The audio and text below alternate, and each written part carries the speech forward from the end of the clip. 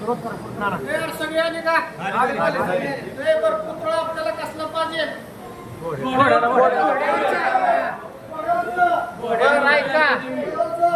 बर अर्ध पुतळा पाहिजे का पूर्ण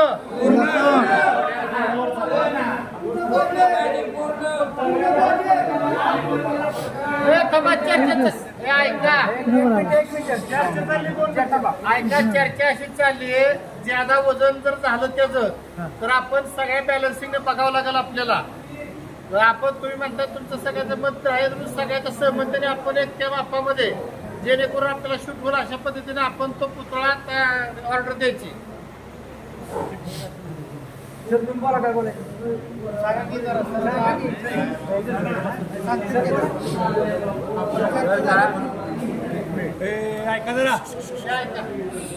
आता इथं आपण आलोय पुतळा ठरवण्यासाठी संबंध फलटण तालुक्यातला धनगर समाज अहिल्यादेवीवर पुण्यश्लोक राजमाता अहिल्यादेवीवर प्रेम करणं अतिशय चांगल्या स्वरूपात पुतळा व्हावा यासाठी सगळ्यांची मतं घेण्यासाठी आपण आलोय.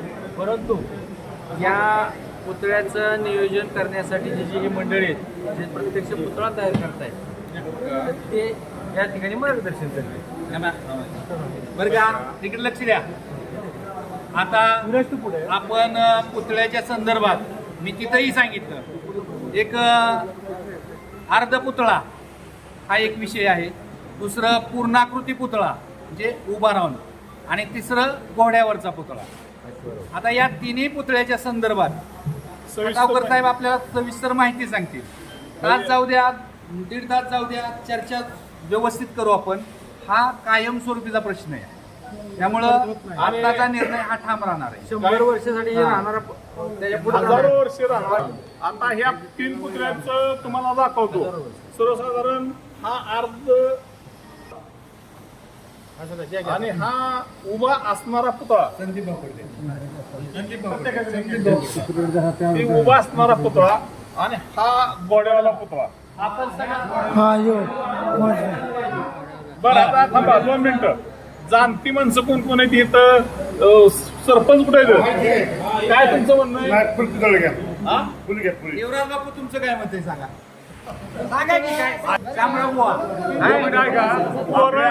पोरांचं मत आहे हे सगळं. एक मिनिट सगळ्यांना चान्स आहे. बोलू का? ऐका, आपल्या समाजाच्या दृष्टीनं आपण ती पुतळा पाहिलाय ती महादेवाची पिंड घेऊनच बोट ठेवलेला ही आपण पहिल्यापासून पाहत आलो बघा. आता ही पूर्णाची पुतळा करणं योग्य आहे, पण आपल्या नजर समोर मूर्ती कुठली उभं राहते पिंडी असली चालतंय ना. हा पूर्ण हा बसवा पूर्ण. आता शामराव बुवांनी माझं व्यक्तिमत आहे. अजून दुसरं म्हणजे मत मांडा.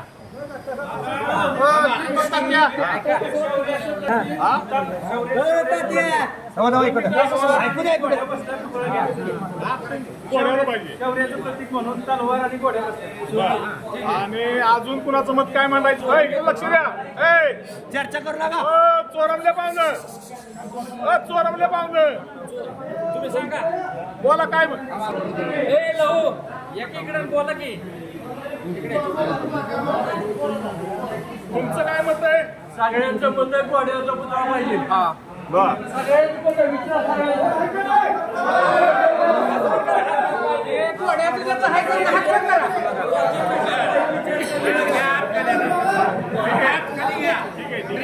तुमचं काय मत आहे? जोरात सांगा. सगळ्यांचं मत असेल तर घोड्यावर हात वर करू द्या. प्रत्येकाचं नाव घेऊ नका, प्रत्येकाचं वेगळं नाव घेणार नाही. हात वर करू द्या की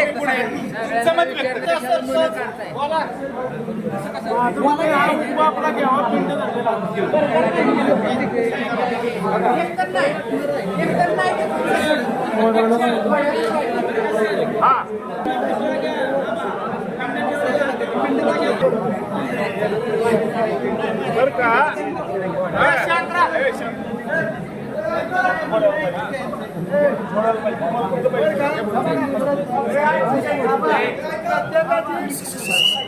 जास्त जरा थोडं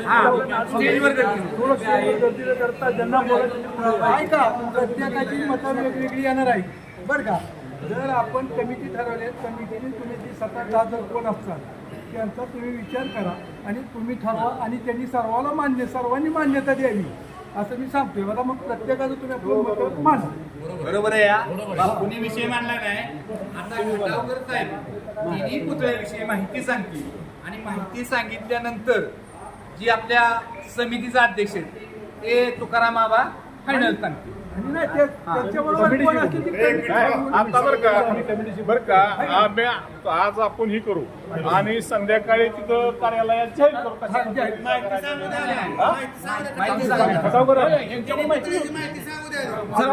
आता खटावकर सर तुम्हाला तिन्ही पुतळ्याची माहिती देतील.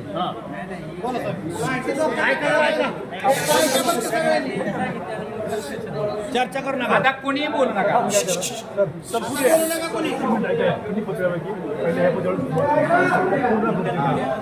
एक पुत्याची माहिती द्या. थोडी जागा करा स्टेजवरती जरा. आता कोणी बोलू नका.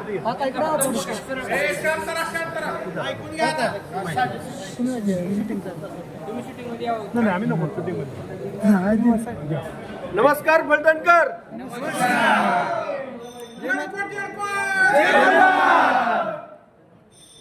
आज अतिशय हा ऐतिहासिक असा प्रसंग माझ्या दृष्टिकोनातून आहे.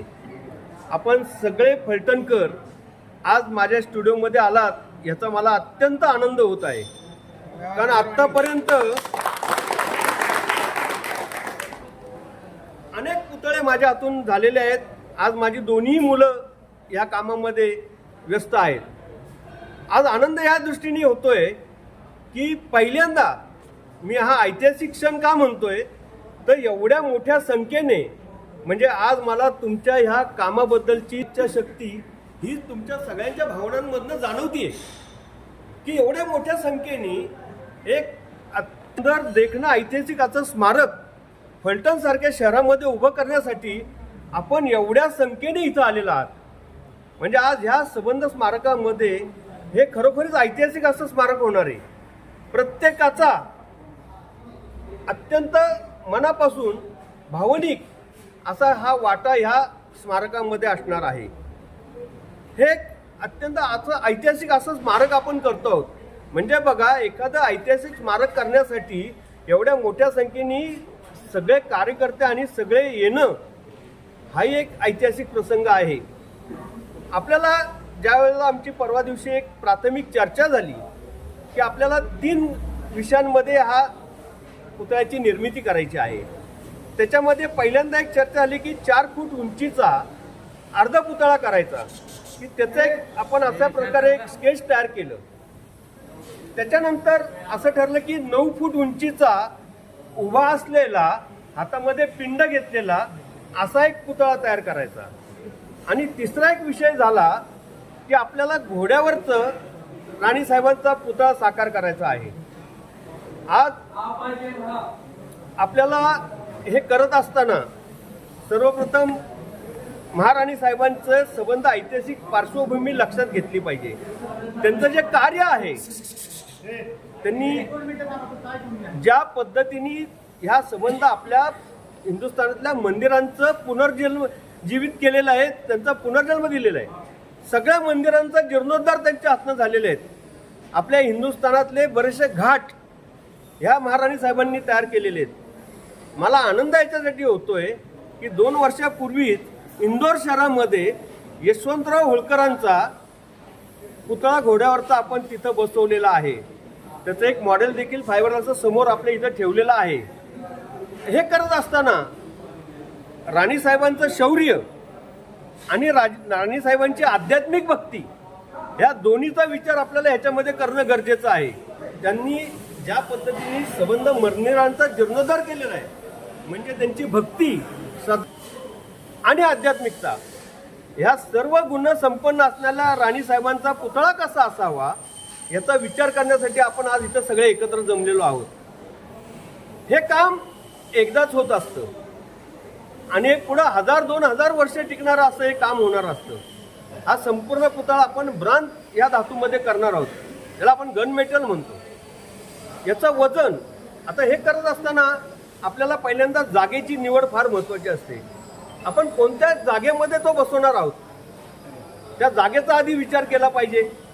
आपल्याला तेवढी मोठी जागा, तेवढा मोठा परिसर आपल्याकडे तिथं उपलब्ध आहे का त्याचा विचार केला पाहिजे.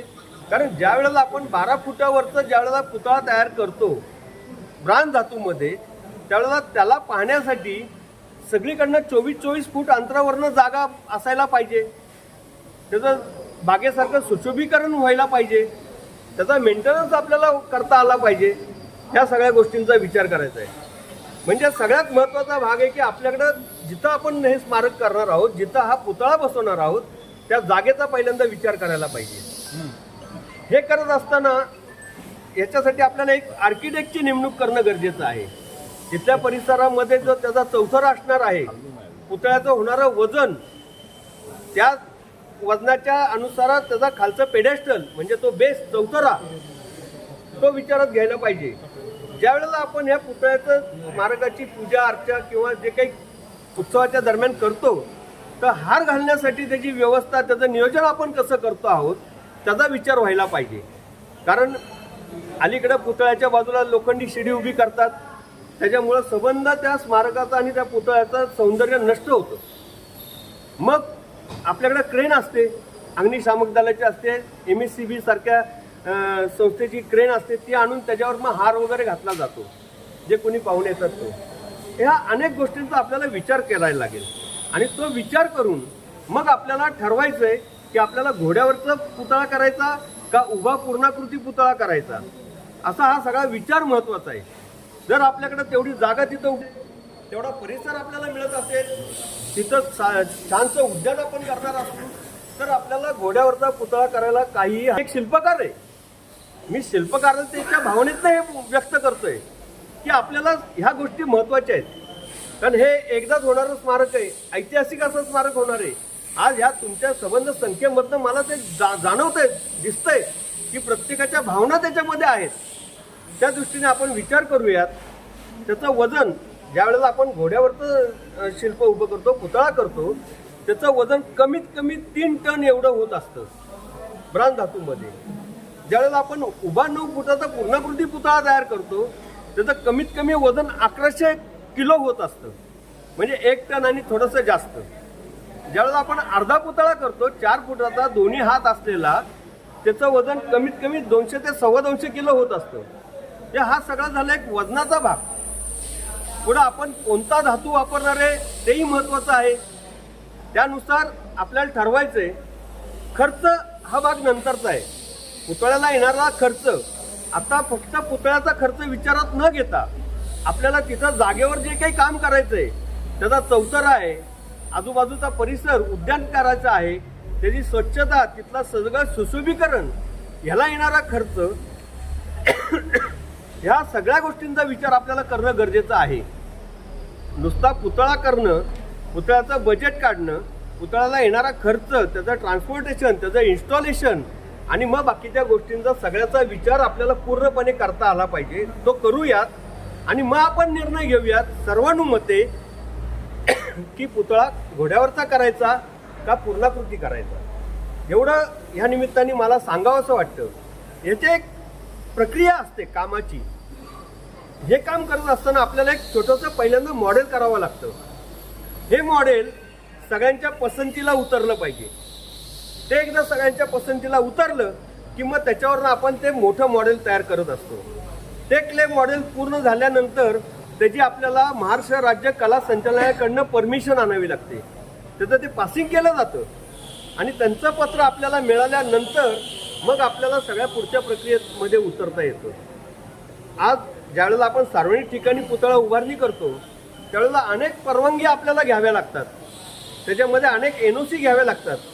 सगळ्यात शेवटची परवानगी असते ती कलेक्टरची असते आणि कलेक्टरची परवानगी मिळाल्यानंतर दुसरे असते मुख्य वास्तुशास्त्रज्ञ, त्यांची परवानगी आपल्याला घ्यावी लागते. त्यांना संबंध प्लॅन, त्याचं ड्रॉइंग हे सगळं त्यांना तिथं सबमिट करावं लागतं. कारण आम्ही ज्यावेळेला एवढे अनेक पुतळे आत्तापर्यंत बसवले, ही प्रक्रिया मी का सांगतोय की सगळ्यांना माहिती असावं की नुसता पुतळा करायचा आणि नेऊन तिथं बसवलं चालत नाही. त्याच्या मागं बऱ्याच प्रक्रिया आहेत, बऱ्याच मेहनती घ्याव्या लागतात, बरीच धावपळ करावी लागते आणि या परवानग्यामध्ये आपण खूप थकले जातो. पुतळा तयार होणं सोपं आहे, पण तो जिथं आपण बसवणार आहोत त्या जागेची फार महत्त्वाची गोष्ट आहे NOC मिळणं. ती जागा जर नगरपालिकेची असेल तर नगरपालिकेची परवानगी ती मिळाल्यानंतर आपल्याला मग ह्या सगळ्या बाकीच्या गोष्टींच्या परवानग्या घेणं गरजेचं असतं आणि मग आपल्याला खऱ्या अर्थाने तिथं पुतळा बसवता येतो. हा एक त्यातला एक टेक्निकल पार्ट झाला. आणि ह्या सगळ्या प्रक्रियेतनं जात असताना पुतळा कुठला करायचा ते आपण सर्वानुमते ठरवूयात. तो करत असताना एकदा ठरलं की मग त्याचं आपल्याला मिनिएचर मॉडेल तयार करावं लागेल आणि मग खऱ्या अर्थाने प्रत्यक्ष ज्या साईजचा 15 फूट 12 फूट 10 फूट जो काही ठरेल तो मग त्या साईजचा तो पुतळा क्ले मॉडेल करावं लागतं. ते आपल्या इथं स्टुडिओत पूर्ण झाल्यानंतर मुंबईच्या कला संचालनालयाचे एक्सपर्ट त्यांची आता कमिटी केलेली आहे. ती कमिटी येऊन ते पुतळ्याची पाहणी करते. आता प्रक्रिया अशी वाढलेली आहे, पूर्वी नुसतं क्ले मॉडेलचं पासिंग झालं की काम होत होतं. आता ते झाल्यानंतर तुमचं ब्रांचचं कास्टिंग झाल्यानंतर त्याचं सुद्धा आता ते ऑडिट केलं जातं, त्याची आता तपासणी केली जाते आणि मग ते सर्टिफाईड केलं जातं. कारण एक जो अपघात आपला ऐकलेला आहे घडला, आता पुढच्या काळात तसं काही घडू नये, तसं काही होऊ नये म्हणून आता प्रत्येकाला त्याच्यामध्ये जबाबदार धरलं जातं आणि ही जबाबदारी जे कोणी निरीक्षक येतात, जे तपासणी करतात, जे आपल्याला सर्टिफिकेट देतात त्यांच्यावर जाते. हे ह्या सगळ्या प्रक्रिया आणि याला वेळ लागतो, लगेच होत नाही. हे मी मुद्दाम तुम्हाला सांगतोय कारण आज एवढ्या संख्येने आपण इथे आलेला आहात आणि प्रत्येकाला ही गोष्ट माहिती आहे. कारण आत्तापर्यंत तुम्ही या प्रक्रियेमध्ये कधी आला नसाल की काय काय गोष्टी असतात ह्याच्या मागे. म्हणून मला हे सगळ्या गोष्टी थोडं विशद कराव्या लागल्या आणि खरोखरीच आपण सर्वजण इथे आलेला आहात आणि माझा आज योगायोग बघा, आजच ते शंकर पार्वती गणपतीचं शिल्प हे आता थायलंडला जाणार आहे. आज चतुर्थीचा दिवस आहे आणि आज आपल्या सगळ्यांच्या साक्षीने सगळ्यांच्या डोळ्यात देखत ते काम आता हे इथून निघालेलं आहे. एवढंच या निमित्त. आणि कोणाला कसली काही शंका असेल तर तुम्ही मला विचारू शकता, मी आपल्याला त्याच्या प्रकारे त्याचं उत्तर देतो. त्या तुमच्या सगळ्या शंकांचं निरसन करायला मी आहे. त्यांच्या कमिटीचे ते बोलते. हो, तुम्ही आता तुमचं बोल सर्व. बरं का, आता पुतळ्याच्या संदर्भात त्यांनी सविस्तर माहिती आपल्याला सांगितलेली आहे. हे बोलणं एवढं सोपं नाही, करणं काय कठीण आहे. पण ह्याला मी तिथंही सांगितलं की इच्छाशक्ती असली की कुठलीही अडचण येत नाही. आज आपण या स्टेजला येऊन पोचलोय की ते क्ले मॉडेल तयार करणं इथपर्यंत. आता ते मॉडेल आपण आम्हाला किती दिवसात पूर्ण करून परत पाहायला येऊ? एकदा आपलं पुतळा कुठला घोड्यावरचा करायचा का पूर्णाकृती हे ठरलं, फायनल झालं की साधारणपणे मिनिएचर मॉडेल छोटं जे मॉडेल करायचं आहे त्याला एक 15 ते 20 दिवसाचा कालावधी आपल्याला लागेल ते मॉडेल पूर्ण करायला आणि मग ते मॉडेल आपल्याला पाहता येईल. बर, जाग्याचा जो विषय आहे तो जागेचा विषय आपण भूमिपूजन केलंय, त्या ठिकाणी निश्चित झालेलं आहे. आता फक्त एवढाच वाटतंय की घोड्यावरच्या पुतळ्याची जागा आम्ही पूर्णाकृती पुतळ्याचीच फक्त जागा गृहीत धरून नियोजन केलं होतं. म्हणजे तेवढंच नियोजन केलं होतं. म्हणजे अर्ध पुतळा आणि पूर्णाकृती पुतळा दोन्ही त्या ठिकाणी बसू शकतो असं आमचं मूळ सुरुवात आहे. परंतु नंतरच्या म्हणजे भूमिपूजन झाल्यानंतर आपल्याकडं घोड्यावरचा विषय हा जास्त वेगाने तरुण पिढीतनं आला आणि आता सांगितल्याप्रमाणे की शौर्याचं प्रतीक ह्या ज्या गोष्टी झाल्या. तर आता या ठिकाणी जे पुतळा तयार करायचं हे निश्चित, जे क्ले मॉडेल तुम्ही संध्याकाळपासून कामाला सुरुवातच करायची. आम्ही फक्त घोड्यावरचा का पूर्णाकृती हे तुम्हाला आम्ही 5 वाजेपर्यंत आम्ही इथून गेल्यानंतर पुन्हा आमची मिटिंग झाल्यानंतर निश्चितपणे सांगू तुम्हाला. फक्त एक आजपासून 15 ते 20 दिवसात परत आम्ही अशाच संख्येने येणार ते मॉडेल पाहायला. या आता निराशा नाही तर करायचं आणि व्हायचं. बरं का, आता फक्त तुमच्या तरुण पोरांची मागणी घोड्याला पुतळ्याची. आता साहेबांनी सांगितलं काय काय सगळं, पण आता जर तुमची मागणी तरुण पोरांची जर घोड्यावली असेल तर त्या जागेच्या संदर्भात तिथं घोड्यावाला पुतळा बसवायला काही अडचण येणार नसेल तर घोड्यावालाच पुतळा बसवला जाईल असं. फक्त जागेची अडचण दादा, ज्ञानिक सर, आम्ही शिवसंघ सगळे 5 वाजता शिवसाहेबासंघ दादा आल्यानंतर बाकीच्या जी लागणार आहे त्या काही गोष्टी त्या विषयावर पुढं आर्किटेक्टला विचारावं लागेल. तर त्याला काही अडचण येत नसेल तर तुमच्या तरुणांचं मत 100% विचारात घेतलं जाईल. त्याबद्दल कुठलीही शंका यायचं काय कारण नाही. आर्थिकची काही अडचण नाही आपल्याला आणि आपण धनवानच आहे, धनगर आहे म्हणल्यानंतर काय कमी पडलं तर आपण करणारच आहे. भरपूर पैसे आणखी एक फक्त तुम्हाला आणखी एक माझ्याकडनं एक सांगणं आहे की ह्या पुढच्या जर समजा 2-3 दिवसामध्ये तर गुरुवार नंतर जर फलटणला मला जागा बघायला जर मिळाली तिथे तर मामाच्याच गावाला यायचं. हा त्याप्रमाणे थोडंसं आपल्याला त्याचं जे काही ठरणार आहे पुतळा आपला कसा करायचा की त्याची डायरेक्शन कशी असली पाहिजे ते पाहायला मिळेल आपल्याला. तिथला रस्ता कसा जातोय, कुठल्या चौकामध्ये बसतोय का कडेला बसतोय कॉर्नरला बसतोय याचाही मला थोडा विचार करता येईल. एक महत्वाचा मुद्दा बरं का, खटावकर साहेबांचं मामाचं गाव आहे पडलं, त्यांचं आजोळ या आणि आजोळातलं तुम्ही स्मारक करताय त्यामुळे कुठलीही कुचराई करू नका. माझं बालपण जे आहे, माझं बालपण दिवाळीची सुट्टी, मे महिन्याची सुट्टी ही फलटणमध्ये गेलेली. माझी आई प्रॉपर फलटणची, तिचा जन्म फलटणमधला आणि त्यामुळं मला आता आमच्या आईला भाऊ वगैरे कोणी नव्हता, आमचे आजी आजोबा आता कोणी नाही आहे, ते सगळे गेले. आमचं एक घर होतं लक्ष्मीनगरमध्ये, यादव नावाचे ग्रस्त होते यादव.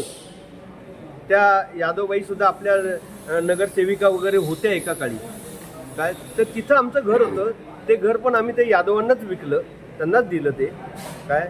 असा तो इतिहास आहे. आणि ज्ञानेश्वर मंदिरामध्ये कायम येत असत. मी स्वतः आलेलो आहे तिथं, उपळेकर महाराज असत.